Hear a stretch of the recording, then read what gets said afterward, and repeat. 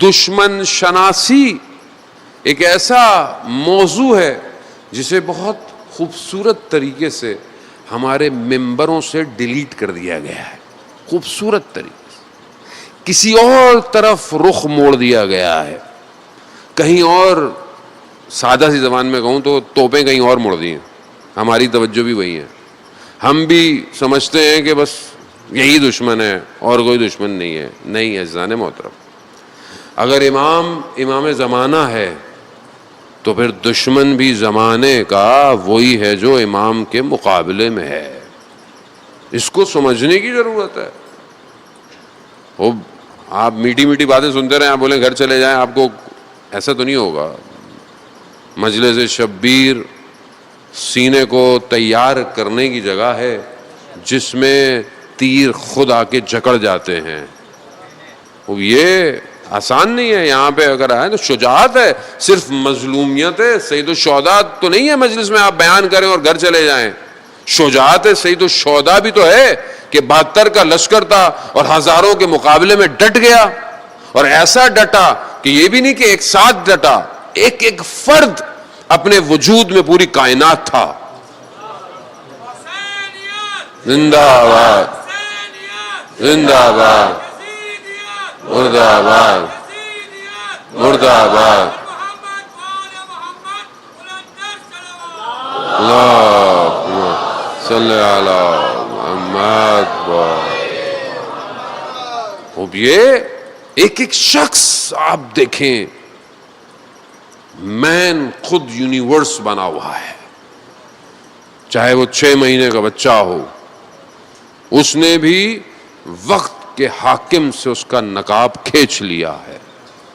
6 مہینے کے بچے نے اتنا کام کر دیا۔ باقی تو یہ جو تاریخ میں آج پریشانی ہے عزائے حسینی سے، یہی تو ہے، کیونکہ یہ جس دور میں بھی ذکر کی جائے گی یہ وقت کے جدیدیوں کے نقاب اتارتی رہے گی، یہی گھبراہٹ ہے۔ جانے تو سسٹم کو سمجھنے کی کوشش کریں، سسٹم انڈرسٹینڈ کریں کہ مقابلے میں ہے کیا۔ یہ جو وار ہوئی ہے، یہ جو ایک کلچر ڈیزائن کیا جا رہا ہے کہ جہاں حدود الہی کو پارا پارا کر دو، اور جب کوئی بات کرے نہیں سوسائٹی ہے، سب چلتا ہے، لبرل سیکولر سب، کیسے چلتا ہے؟ اگر یہ اچھا ہوتا تو پھر خدا بھی ایسے دین دے دیتا۔ خدا تو قرآن میں کہہ رہا ہے ہم نے تمہارے لیے دین اسلام کو پسند کیا، اور جب دین اسلام پسندیدہ ہے تو یہ اسلام کہاں ہے؟ کہاں ہے یہ اسلام؟ اسلام کے بڑے بڑے دعوے دار آج دنیا کی اقتدا کر رہے ہیں۔ ہمیں تو بہت ساری چیزیں جو ہیں وہ لیئر میں بولنی پڑتی ہیں، عزیزان محترم، اور جو تھوڑا بہت آپ کو بازار چیختا ہوا نظر آتا ہے نا، یہ بھی کوئی دین کی خاطر نہیں ہے، یہ اپنی دکانوں کی خاطر ہے۔ یہ دکانیں ہیں اپنی، یہ دکانیں ویسے کسی طریقے سے دے دو چپ ہو جائیں، انہیں پتہ ہی نہیں دین کا ہو کیا رہا ہے۔ یہ ہر دور میں ہے، یہ جو طبقہ ہے نا یہ ہر دور میں آیا، اور انہوں ہی نے اچھی بڑی امت کو گمراہ کیا ہے۔ جہاں دیکھیں یہ فطرت میں ہے، انسان کی فطرت میں خدا پرستی ہے، خدا کو پرستش کرنا یا ایک معبود کی پرستش کرنا انسان کی فطرت میں اللہ نے رکھا ہے۔ لا الہ الا اللہ فطرتن ہے، اور ہو ہی نہیں سکتا کہ فطرت ہو اور خدا اس فطرت کے تقاضوں کو پورا نہ کرے۔ لیکن جب آپ اس کو صحیح راستے سے نہیں لیں گے تو پھر سامری جیسے لوگ آ کر آپ کو گوسالے جیسا رب بنا کے دیں گے۔